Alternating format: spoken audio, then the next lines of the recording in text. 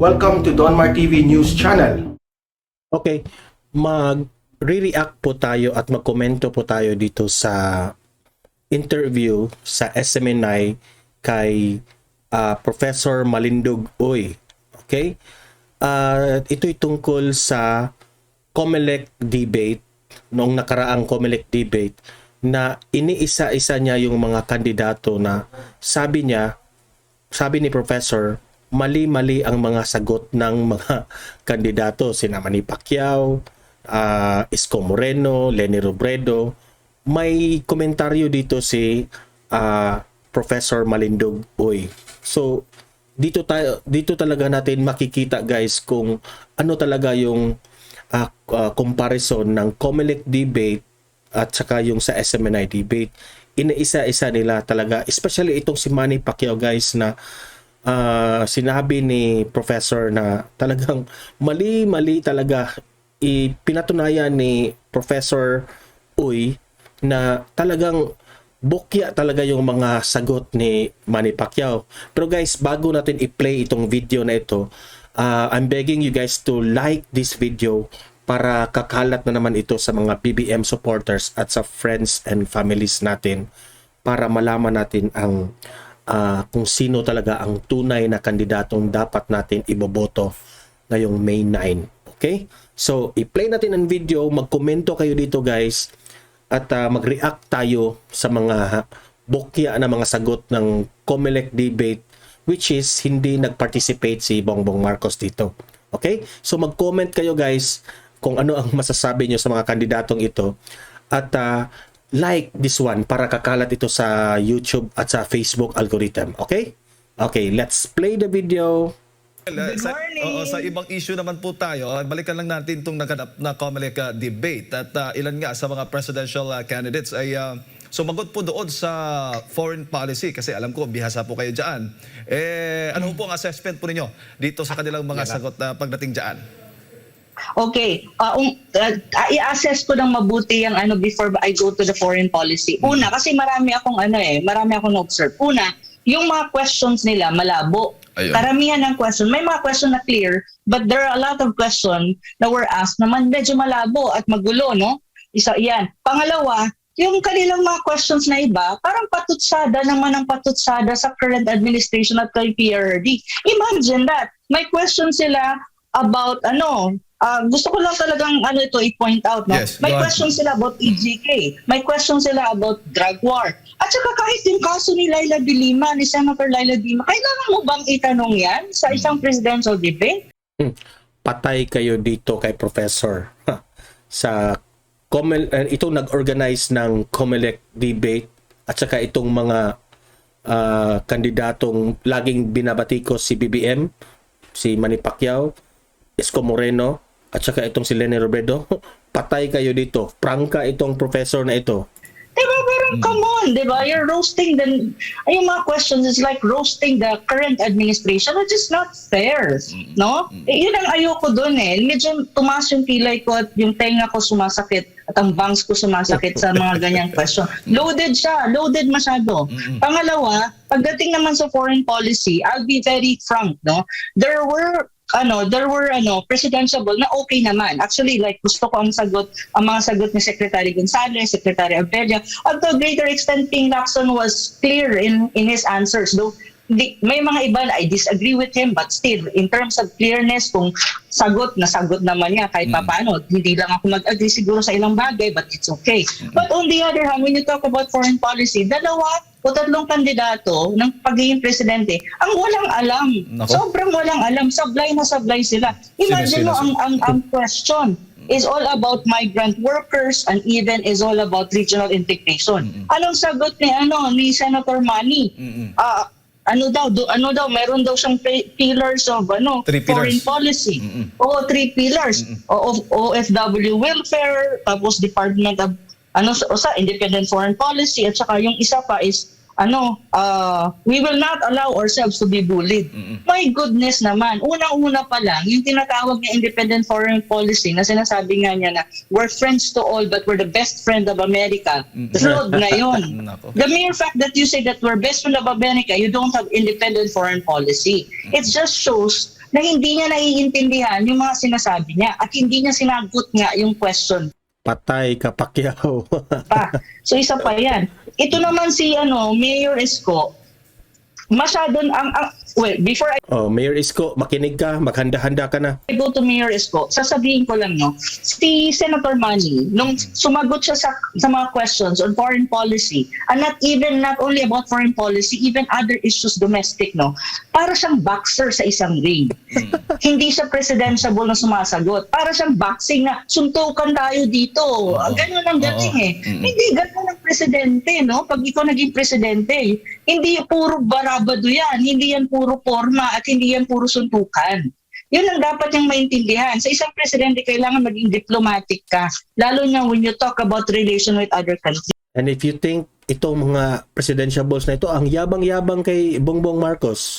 Ito naman si Mayor Isko, ang ko naman dyan, para naman siyang nasa movie.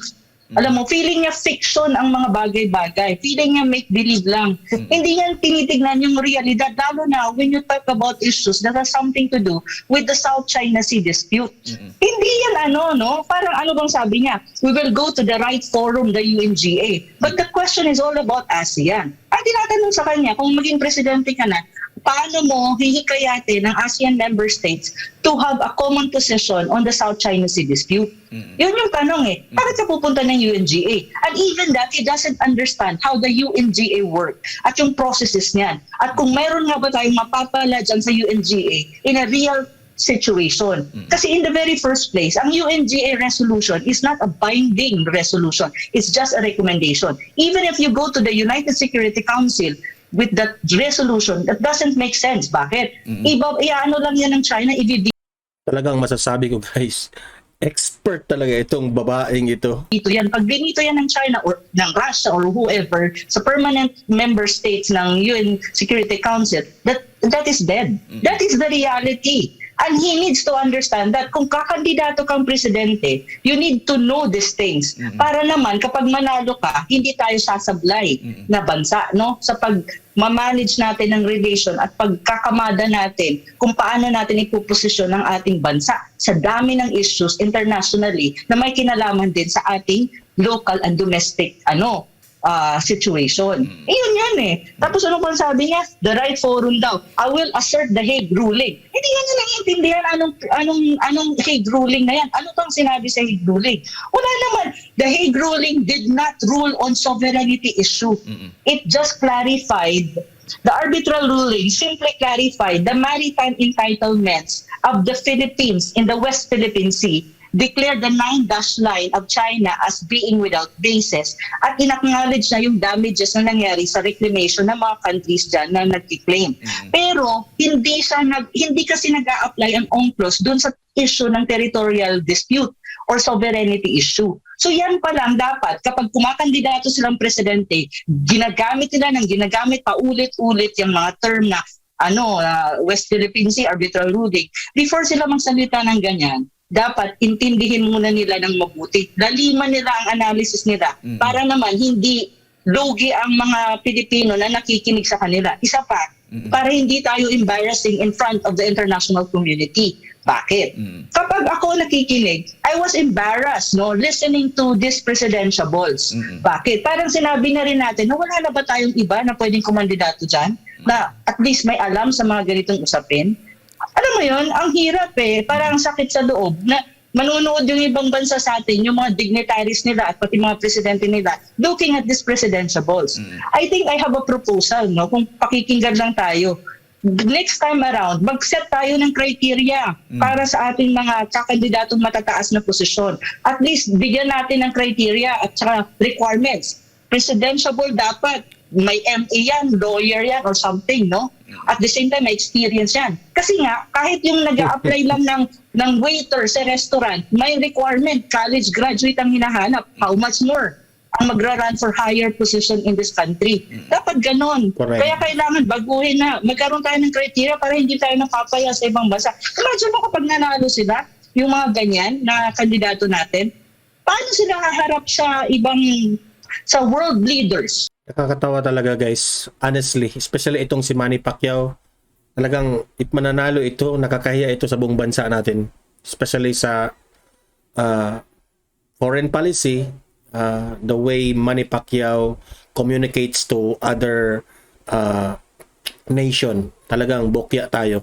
Kung hindi nila naiintindihan yung mga ganitong usapin, how can they put our country in an advantage position when you talk about negotiations? Correct. May it be economic, political, security issues. Kung hindi nila Diyan pa lang sa communication skills, matatalo tayo if hindi maintindihan ng mga kandidatong ito sa pagiging presidente. naiintindihan ito, Patay. wala silang kaalam-alam sa mga ganito, which will affect the domestic situation of the country. So yun yung sinasabi ko. Kaya medyo apprehensive ako. Kasi parang feeling ko, naku naman, ang dami namang matatalinong Pilipino, bakit walang chance to even be there? Kasi popularity ang Philippines na style of government. Kung sino yung popular, yun ang kumandidato. Kung sino yung may pera at popular, yun ang may chance na magkandidato. Yan, dapat ibahin natin yan. 'Di ba? Kung sino talaga yung matatalino, marunong mag-strategize ng kung anong problema sa ating bansa, yun dapat ang tatakbong presidente. 'Di ba? Run for higher office. Bakit tayo nagtsatsaga sa mga ganito, diba? So yun lang po. Gusto ko lang yan ipalabas kasi I think the Filipino people has to wake up.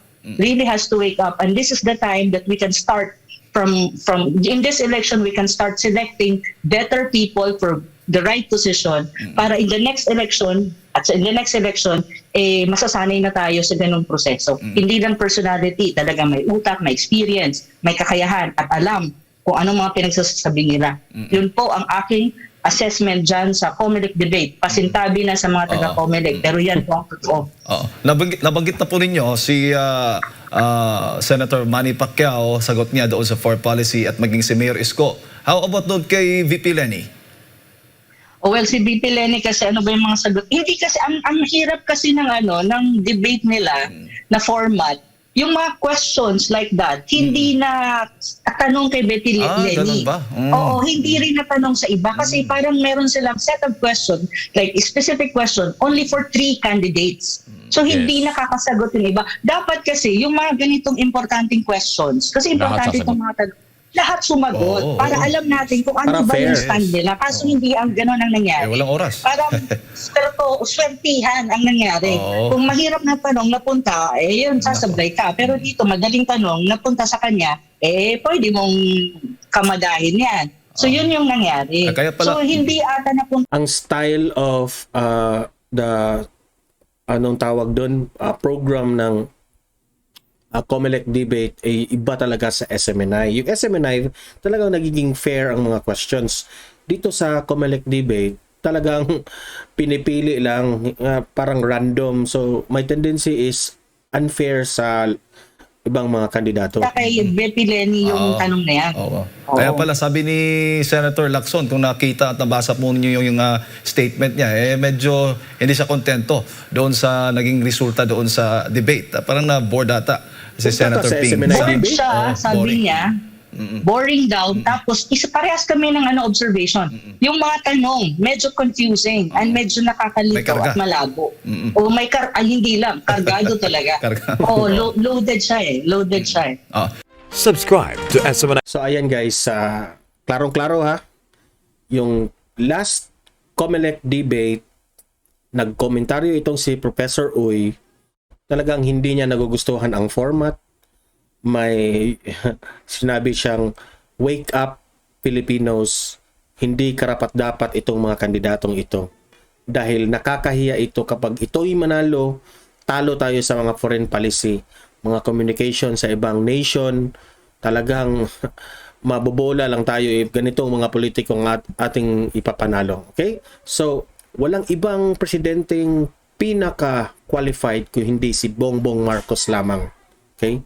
Malalim yung mga sagot at saka pinag-isipan talaga ang mga sagot, hindi basta-bastang nag-motherhood statement pa bulaklak na mga salita para lang manalo. Iba si Bongbong Marcos. So guys, like and share this video para kakalat ito sa mga BBM supporters, friends and families para ma-awaken tayo, ma-wake up ang lahat ng mga Pilipino tungkol dito na dapat tayo boboto sa may utak at marunong sa mga polisiya ng iba't ibang aspekto sa governance. Okay? So, don't forget to subscribe to my channel, Don Mar TV, and hit the notification bell para updated kayo sa mga malalim na mga balitang kagaya nito. Okay? So, hanggang dito na lang. See you in my next video. I hope nasa mabuti kayong kalagayan. God bless everyone. See you in the next news natin. Okay? Bye-bye.